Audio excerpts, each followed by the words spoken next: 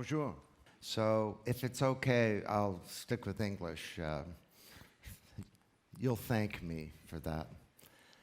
I'm here today to tell you about something very important. As important as anything that I've talked about in my 35 years of writing books about the digital age. Because once again, the technology genie has been released from the bottle.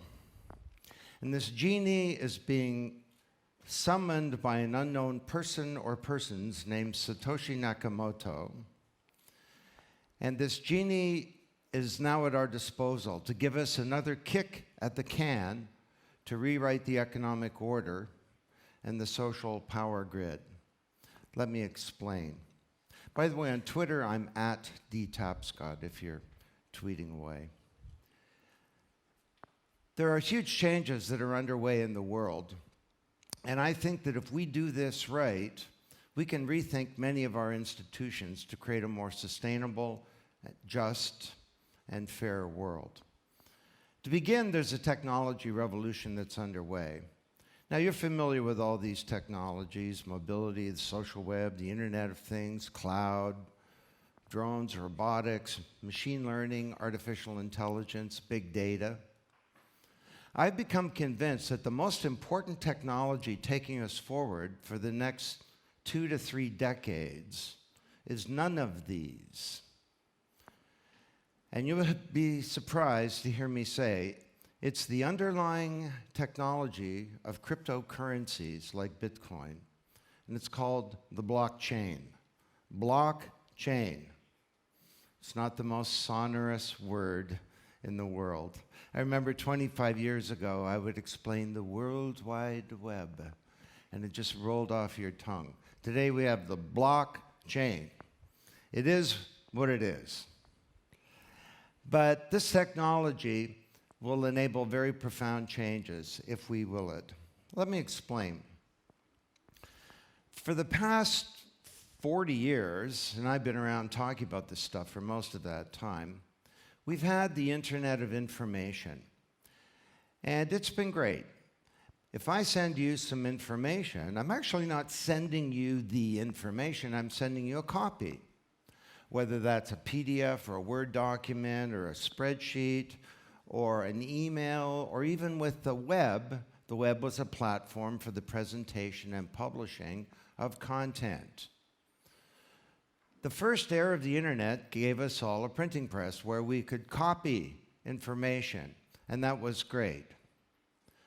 But copying things is not great when it comes to assets. Assets like money, or music, or art, or all kinds of financial assets like stocks and bonds and swaps and so on. Loyalty points, things like energy, carbon credits. All of these are assets that belong to somebody that may have some kind of commercial value. And you saw with the Internet of Information, we did copy some of these. We copied music, and that pretty much destroyed the lives of many, many musicians. Copying assets is not a good idea. If I give you 100 euros right now, it's really important that you have the money and I no longer have the money, and that I can't give that same 100 euros to you. This is called the double spend problem, and it's been a big problem with cryptographers for a very long time. Now, the basic problem here is a cartoon from 1993. These two dogs are talking, Dishonest. On the Internet, nobody knows you're a dog. Well, that problem still exists today when it comes to assets. Establishing who a person is 100% and managing all the business and transaction logic of doing commerce is not possible in a peer-to-peer way. So the way that we handle that is through middlemen. We have powerful intermediaries like banks and credit card companies, and we have big technology companies like Apple to manage music. And we have governments to establish our identity and to give us social insurance money and so on. And overall, these big intermediaries do a pretty good job. But there are a bunch of problems that are becoming bigger and bigger all the time. First of all, they're all centralized. And you know any central server can be hacked. And anybody from Home Depot or a customer of Home Depot or Target or an employee of the CIA or anyone who lives south of 49th Street in Manhattan knows what happens when centralized things go down. The Con Ed power grid went down and they were in the dark for 10 days. So centralization is a problem. But also, these middlemen exclude 2.5 billion people from the global economy who don't have enough money to have a bank account. They slow things down. You know, it's cheaper and faster to send an anvil by FedEx to China than it is to send money. And they tax things. You know, people who are part of the global diaspora who send remittances home to their ancestral lands may be taxed by Western Union and other companies 8%, 10%, 14%. The biggest problem is that these powerful intermediaries have captured the most important asset of the digital age, which is data. Data has become a new asset class, and it may exceed previous asset classes in value. Agrarian land under the agrarian economy, industrial plants in the industrial age. It's a strange thing. All of us create this data, the greatest asset ever, but it's owned by a tiny handful of companies and intermediaries. So overall, the benefits of the digital age have been asymmetrical. And this is a very hard thing for someone like me to say, because I've been a big champion of the digital revolution for decades. And I argued that the new media is different. Unlike the old media, broadcast, radio, print, and so on, it was centralized, it was one way, it was one to many, controlled by powerful forces. Everyone out there was a passive and inert recipient. I said, the new media is distributed. It's decentralized. It's one-to-one and many-to-many. It's not controlled by powerful forces. As such, it has an awesome neutrality. It can enable us to build a more democratized peer-to-peer world. Well, if you look at the data, that did not happen. The 51st percentile individual or family is declining for the first time ever in history, in modern history. Social inequality has become the biggest public policy issue brought to us by a French radical named Thomas Piketty. And we have a big problem. We have wealth creation, but we have declining prosperity. What if there were a distributed platform, a new internet of value that enabled us to exchange and store and protect assets in a peer-to-peer way without powerful intermediaries? That would be an incredible thing. Well, in 2008, right after the crash, or before the crash, actually, the financial services industry, somewhat propitiously, an unknown person or persons named Satoshi Nakamoto wrote a paper describing the Bitcoin protocol. And that paper has set off a wildfire that's extended throughout the venture capital community, now into financial services, into government, corporations, regulators, academics, and everybody is buzzing about this. Now, don't be confused by the bad press around Bitcoin. See, Bitcoin is many things. In the smallest way, it's an asset, okay? It goes up or down in value. Should you buy it? Should you sell it? Not of interest unless you're a speculator. More broadly, Bitcoin is a digital currency. It's not a fiat currency created by nation states. It's a cryptocurrency. And that's more interesting, especially if you live in Argentina, for example, where there's big currency fluctuation or where there are restrictions on capital flow and you can't get your money out of the country, for example. It's sure of interest to those diaspora that are paying 12% to send their money back home. But the most important thing is neither of those. The most important thing is the underlying technology of cryptocurrencies. It's called the blockchain. And to me, this is the biggest innovation in computer science in a generation. And it has profound implications for every organization. You see, because trust is established not through powerful intermediaries, but through clever code and through mass collaboration. For the first time, we have a native digital medium for value. And for the first time in history, people around the world can conduct transactions and do all kinds of things without a powerful intermediary that captures the value. So let me just explain for a second how this works.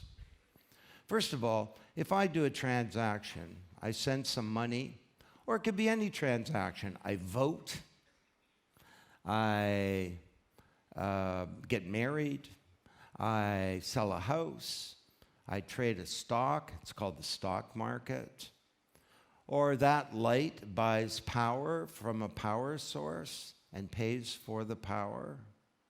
Any transaction goes on to a network, and I'll describe the Bitcoin network here, although there are others. And it's broadcast out to thousands of computers. And then there's a group called miners. This is like gold miners, not young people. And they get to work using powerful computing resources to authenticate all of these transactions. And they have big computing power, estimated to be 5 to 20 times bigger than all of Google. And every 10 minutes, just like a heartbeat of a network, a block gets established. And the first miners to find the truth, to authenticate these transactions, are paid some of the digital currency of that blockchain, say Bitcoin. And then that block is connected to all of the previous blocks, why it's called a blockchain, and everything is time-stamped.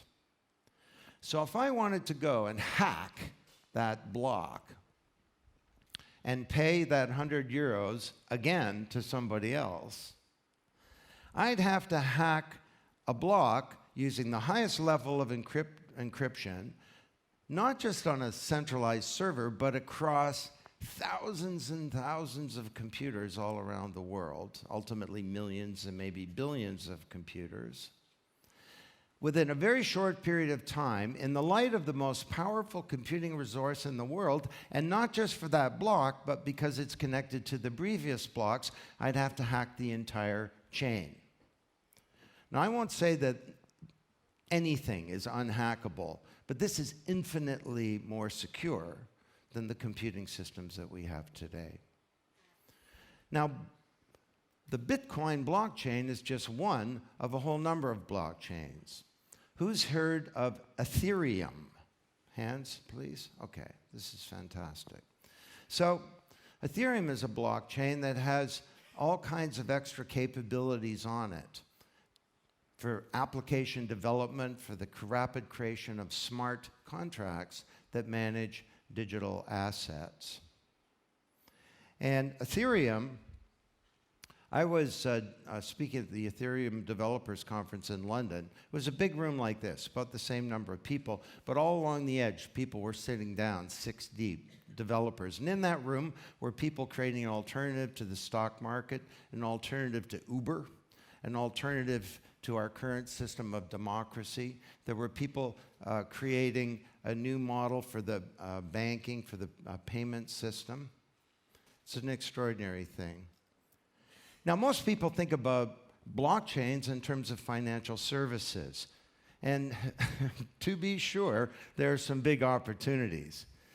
Do you ever hear the expression, a Rube Goldberg machine? Or if you Google that, Rube Goldberg is this guy who created all these complex machines that would do all these things, and at the end, it would crack an egg, or it would shut a door, or something like that. That's the financial services industry. I tap my card on Starbucks, and a bit stream goes through all of these systems, some of them being 1970s mainframes, and at the end, a transaction occurs 3 days later. Well, banks are now struggling to understand what this technology means. Because what do banks do? Well, in the book, we describe these things. They authenticate and attest to value. They say this money exists here. They transfer it. They store it. Because they store it, they get to lend it. They get to exchange it. They get to fund and invest value. It's called investment banking. They get to insure value, manage risk, and they get to account for and audit value. Well, that's their role as an intermediary in the financial services industry. If you have a distributed trust protocol, in theory, the banks are not required to do anything. Now, banks are not going to go away, not in my lifetime, but all of the banks are struggling with, what does this mean? At minimum, if they embrace this technology, it could save tens of billions of dollars. It could speed up the metabolism of the whole banking system. Imagine you tap your card in Starbucks, there's no 3-day settlement. The settlement is instant because it's just a change in a database. So Ben Losky is the CEO of Financial Services for the state of New York. He sued the banks for $15 billion, most powerful financial regulator in the world. He started getting into Bitcoin, and he discovered the power of this thing. He quit his job, set up his own advisory firm, and in the book, Blockchain Revolution, we quote him as saying, this is Ben Losky, in 5 to 10 years, the financial services industry will be unrecognizable, and I want to be part of that change.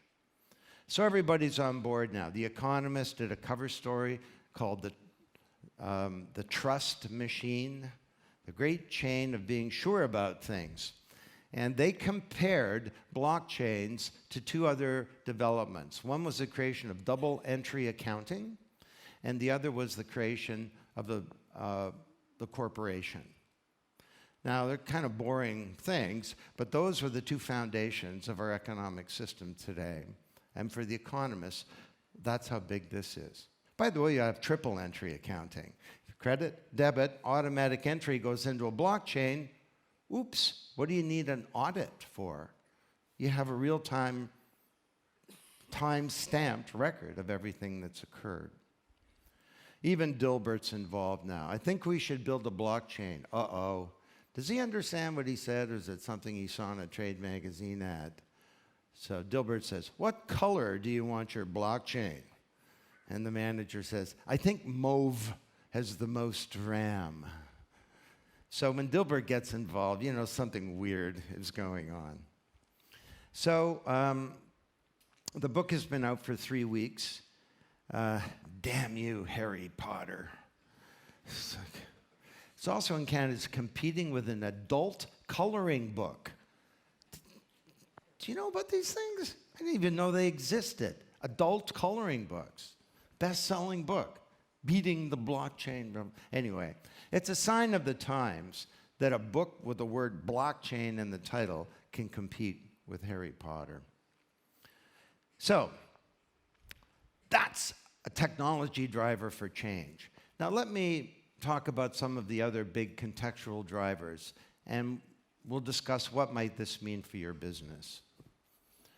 Secondly, there's a demographic driver. We have the first generation to come of age in the digital age, and these are kids.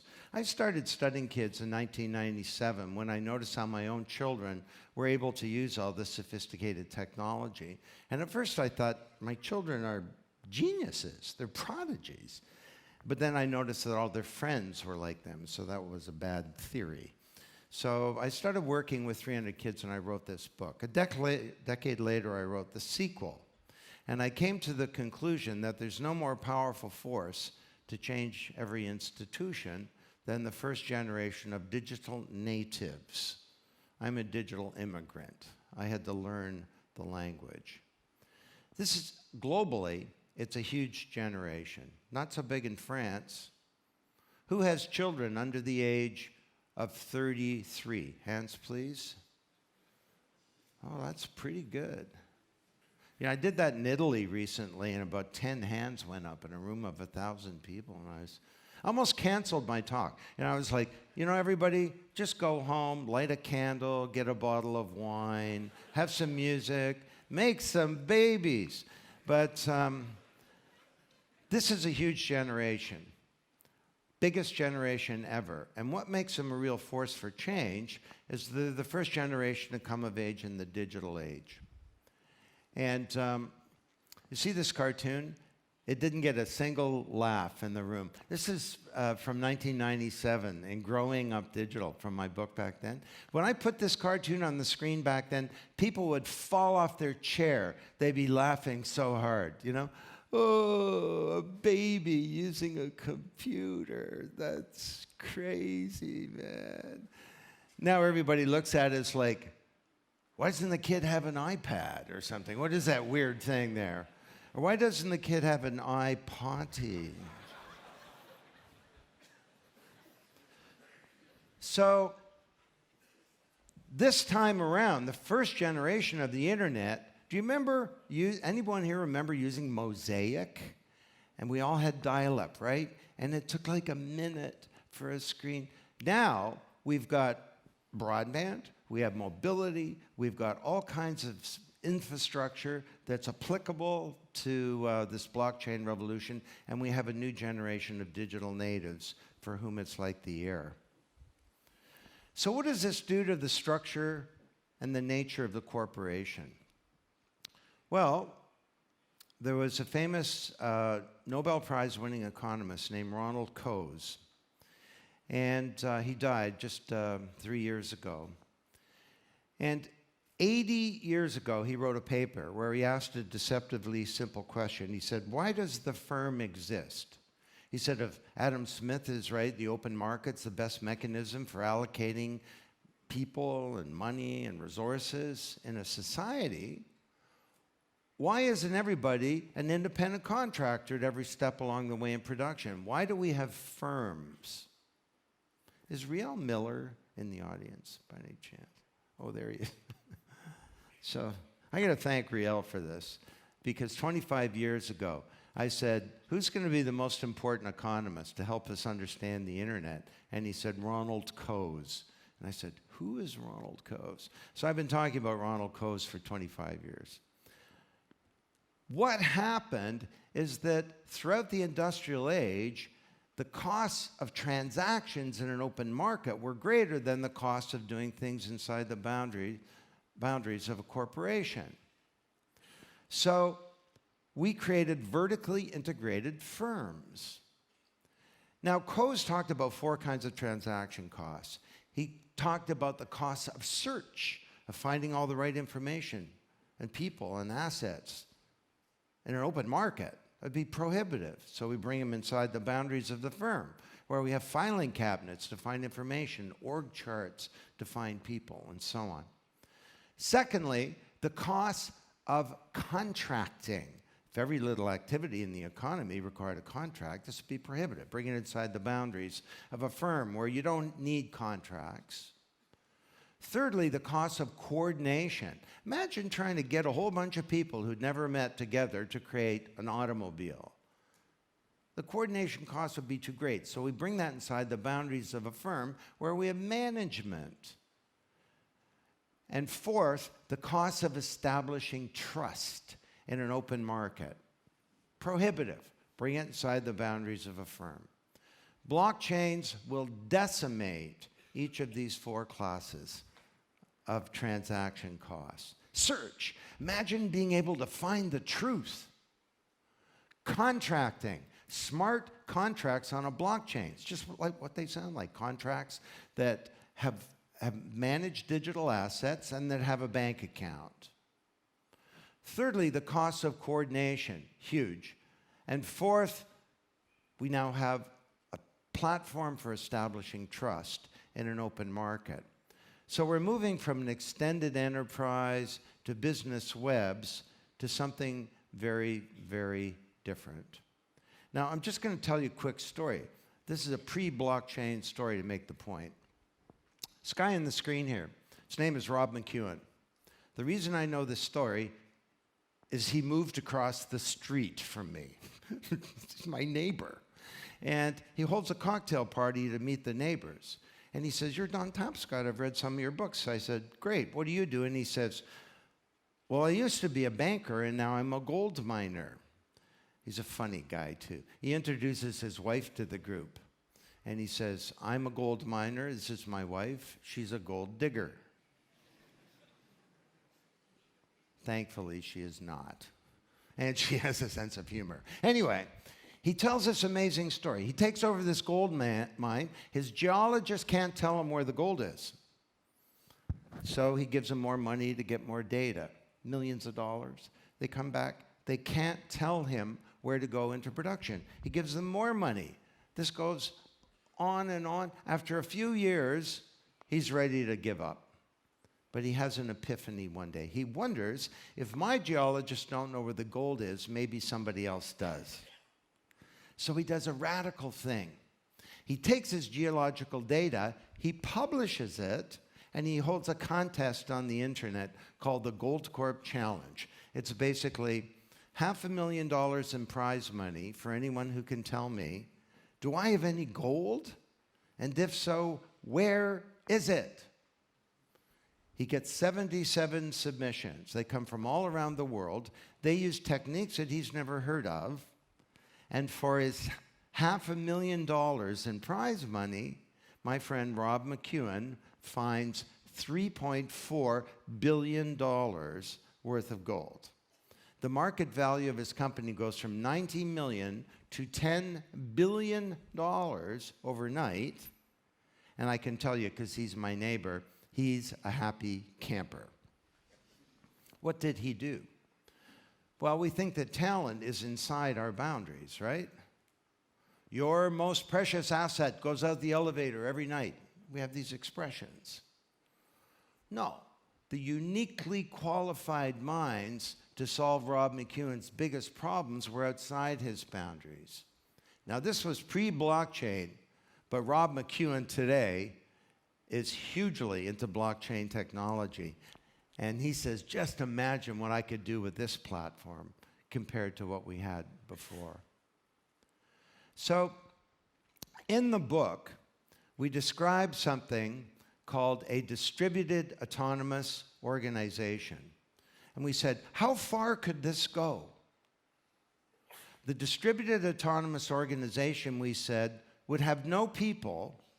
It would just be autonomous agents working on a blockchain with smart contracts. You could have a crowdfunding campaign to create this organization, but it would have no managers, no CEO, and no staff. It would go about its work creating value. So Alex, my son, is my co-author, we thought, should we really put this in the book? I mean, it's a really crazy idea. We said, no, we're going to put it in the book. The day the book came out, an organization was created called the Distributed Autonomous Organization with a crowdfunding campaign. It has no CEO, no management, no people. It's a blockchain set of smart agents and smart contracts. And its first job was to go and raise some money. In 2 weeks, it raised $134 million US, but it has no people. You know that song, Bob Dylan? There's something going on here and you don't know what it is. Get ready for profound changes in the deep structure and architecture of the firm. Changes in how we orchestrate capability in society to innovate, to create goods and services. So here it is. Complexity from low to high, and automation from low to high on the bottom. So the upper left quadrant is your company. This is Renault on a blockchain. The lower left quadrant is smart contracts. And these exist today. Ethereum is a great platform. Autonomous agents, in the lower right, and distributed autonomous enterprises. And here it is. This is an actual screenshot from 2 days ago. The Distributed Autonomous Organization has $132 million, and its goal is to invest in blockchain companies. Now, if you're an investment banker, you might be interested in the fee structure.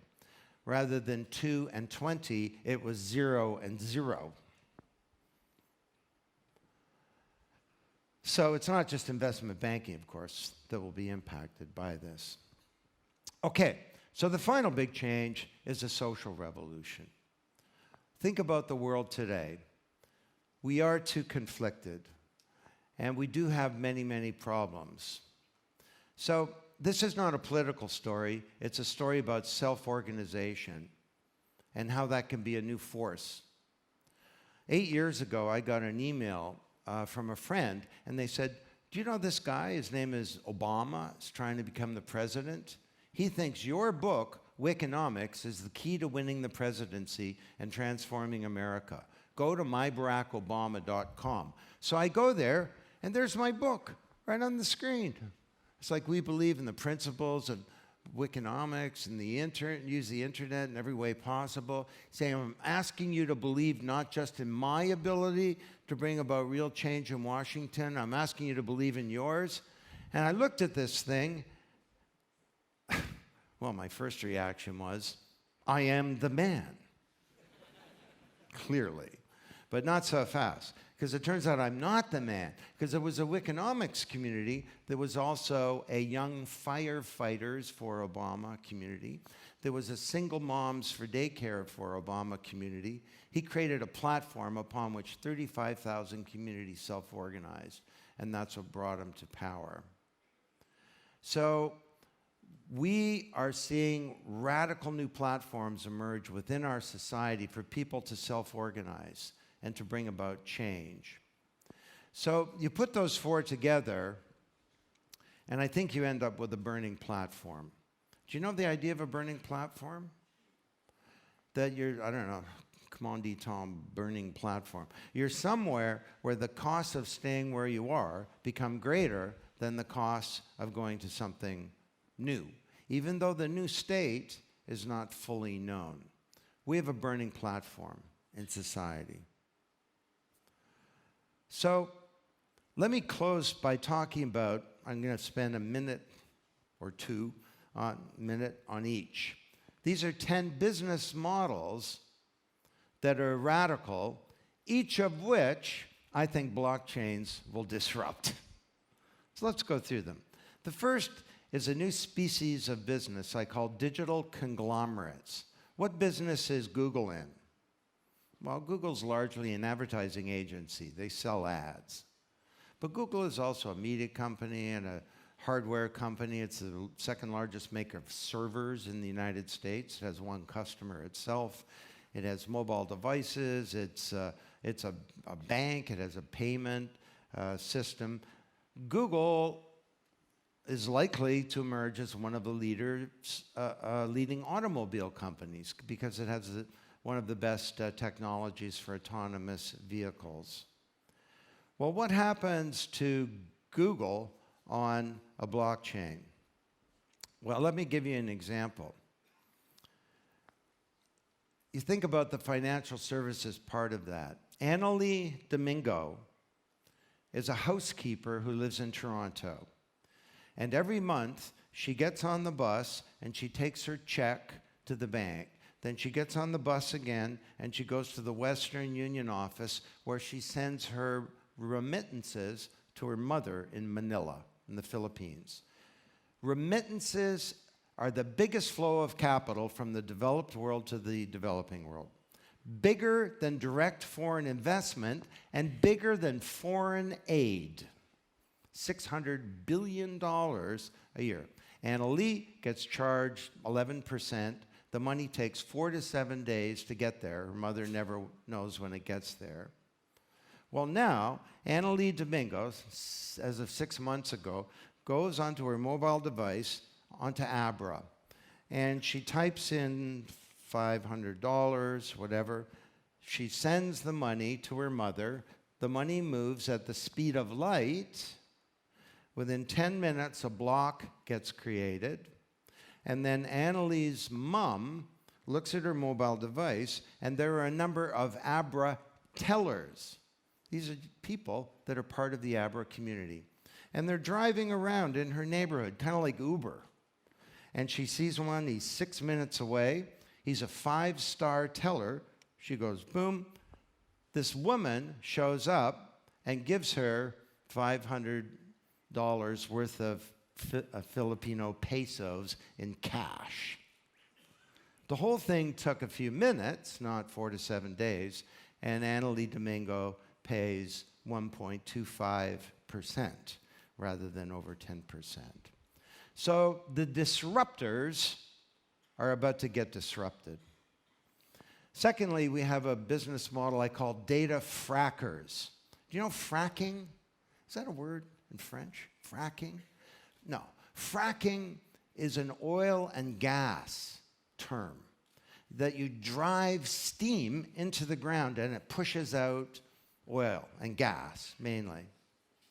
Well, we have data frackers today that they use technology to drive all this data out of the internet. So here's one called Data Miner that views everyone on Twitter as a sensor.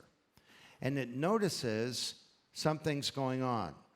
1, 2, 3, 4, pattern detected. There's been an explosion somewhere. And Data Miner then sends us information to its subscribers that include the security forces, but also CNN. CNN shows up. Sure enough, there's been an explosion there. They're fracking the whole social world to find data. Now, of course, the ultimate data fracker is Facebook. How could blockchains disrupt this? Well, right now, all of our data is owned by these companies, and it's owned by banks, and it's owned by governments that are creating a surveillance society. And people who say, privacy is dead, get over it. This is foolish. Privacy is the foundation of a free society, and your identity needs to be managed responsibly. The trouble is, all of us are losing our digital identity to these powerful companies. What if, on a blockchain, you could create the virtual you? Sorry, what's your first name? Pierre. The virtual Pierre. And the virtual Pierre is owned by Pierre. See, right now, Pierre is leaving a trail of digital crumbs as he goes through life, and the virtual Pierre knows more about him than he knows because he can't remember what he bought a year ago or what he said a year ago or his exact location a year ago. Well, the virtual Pierre could be owned by Pierre, and it would go out there and it would only give a shred of information required to do a transaction. A lot of transactions, you don't even have to know who the other party is. If you sell me something, what's important is that you get paid, not that you know who I am. So the virtual Pierre collects all this data and captures the most valuable asset of the digital age. Then we have these companies that are part of the so-called sharing economy. You know this term? Uber, Lyft, TaskRabbit, Airbnb. But these are not sharing economy companies. This is silly. They're aggregators of services. Uber is a $65 billion service aggregator. There's no sharing. I get my research about sharing from 4-year-olds. If you ask a preschooler, if I give you one of my cookies, is that sharing? And the kid will say, Yeah, that's sharing. Then you say, if I give you one of my cookies, but you have to give me a pen, is that sharing? The kid will say, no, that's mean. These are not sharing economy companies. Well, what if Uber became Super Uber? What if it became Suber, as we call it in the book, a distributed application on a blockchain? It would look exactly like Uber today, only autonomous agents and smart contracts would do all the function. And that $65 billion of value would go to the drivers or to the people who own a little room, as in the case of Airbnb. Peer production, of course, will be supercharged by this technology. Now, Linux, peer-produced, the Internet of Information enabled us to create some extraordinary peer-produced capabilities. But many of them are limited. Wikipedia, for example, is stalled today. Many people say that. Could we build a reputation system on a blockchain if Wikipedia were to exploit this technology, whereby I might be motivated to go there and to create great content because my reputation would be a rich set of information that would be part of the virtual me, part of my identity. And that reputation could then be portable when I apply for a job or when I do other things. Could we even build a compensation system into this so people who do extraordinary work on Wikipedia might get paid? Number 5, ideagoras. Now, this is a term that I came up with like over 20 years ago in the digital economy, but ideagoras can now be supercharged as well. So 60% of all of these are open markets for uniquely qualified minds. So 60% of Procter & Gamble's revenue comes from outside the company. So what's the next step? Things like Inno360 that's exploring blockchain technology to be able to find the uniquely qualified minds based on all of these virtual identities that are floating around. Again, dropping transaction costs. Prosumers, turning your consumers into producers. Now, this is another term for the digital economy, although the concept actually came from Alvin Toffler in a book called The Third Wave in the late 1970s, unbelievably. But today, we think customers are outside our boundaries. Well, as we move towards distributed trust, could we start to view customers inside our boundaries in the sense of they're inside our business ecosystem? So, companies are doing this already. Threadless is a clothing company where its customers design its products. It's an enormously profitable company. Even today, you can get your customers to create your advertising for you, prosumers. Have you seen the Doritos crash the Super Bowl contest? No. Okay, Doritos said to its customer, you know Doritos, the chips, said to its customers, you create our advertising and the best ads, will run them on the Super Bowl, which after the World Cup is the most watched television show in the world. So I'm going to show you a couple of them. This ad right now, 30-second ad, was created by a couple of young women who were nobodies, but now they're somebodies because their ad ran on the Super Bowl. Paper or plastic? Paper's fine. I like these. We need more volume. Old school. Fiery habanero? Yeah, those are hot. Oh, salsa verde. Oh, blazing buffalo and ranch? Giddy up! Gonna need a cleanup on register 6. Ew. Ew. So some of the ads were a little edgy, as you can imagine. Many of them involved people smoking a plant substance. But this ad is one of the more edgy ones. It actually got on to the Super Bowl, and it's one of my favorites.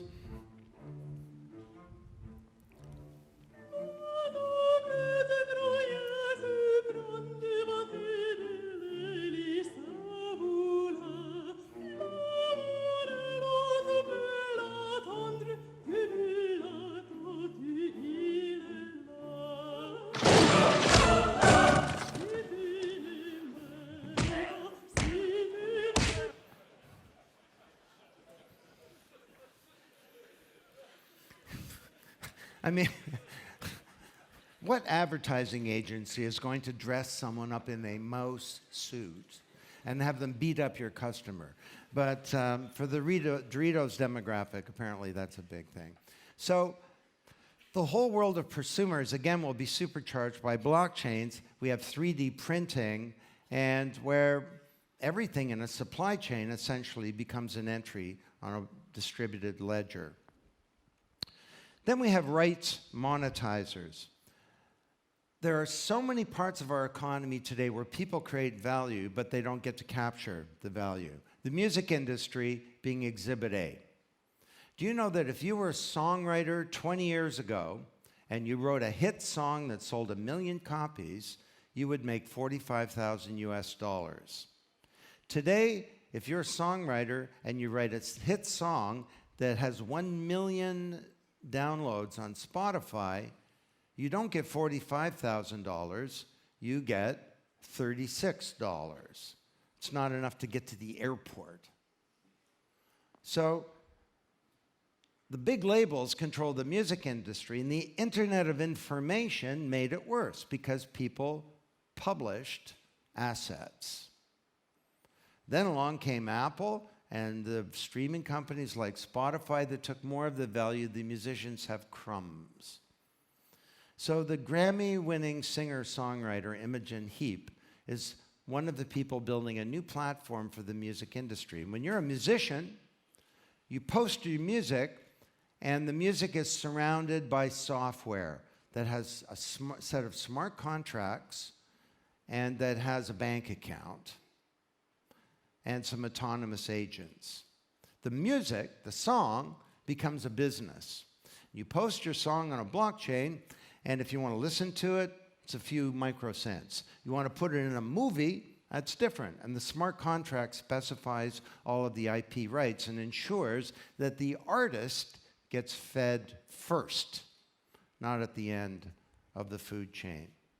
It's called mycelium music. There's others called ujo.com.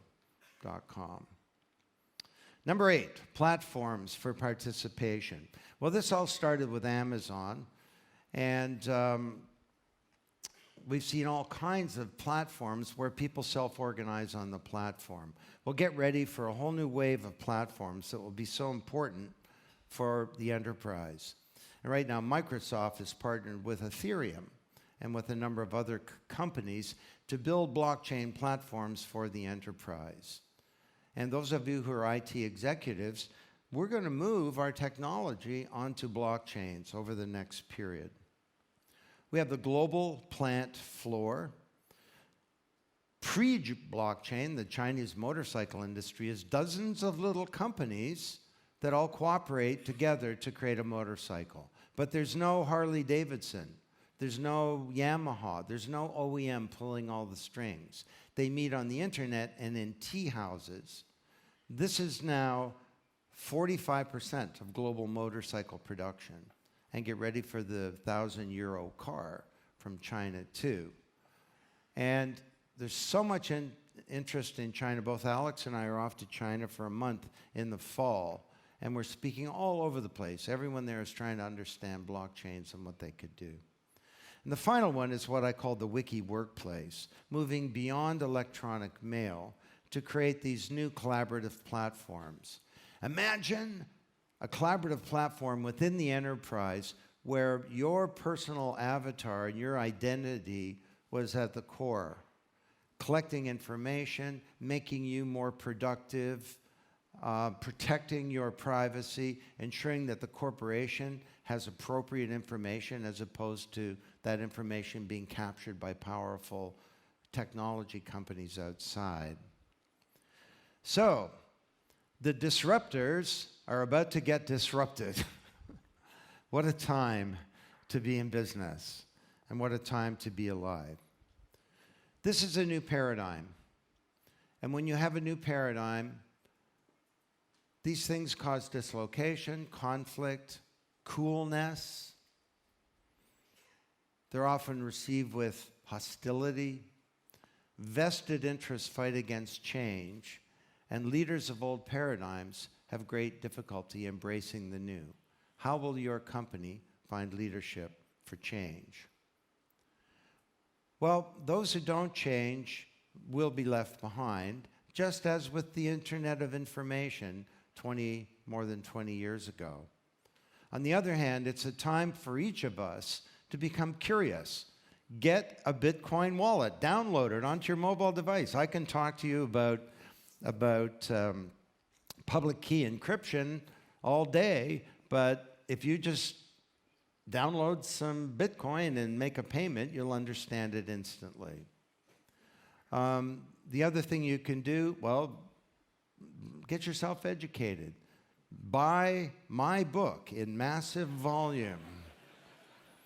Christmas is coming soon. I know you have friends. No, seriously. Start a pilot. And those of you who are IT executives, start to think about architecture, because this has huge implications. Let me close with this thought. Alex and I have been spending some time studying nature, trying to figure out what would a trust protocol mean for humans in society. And it turns out these things exist in other species.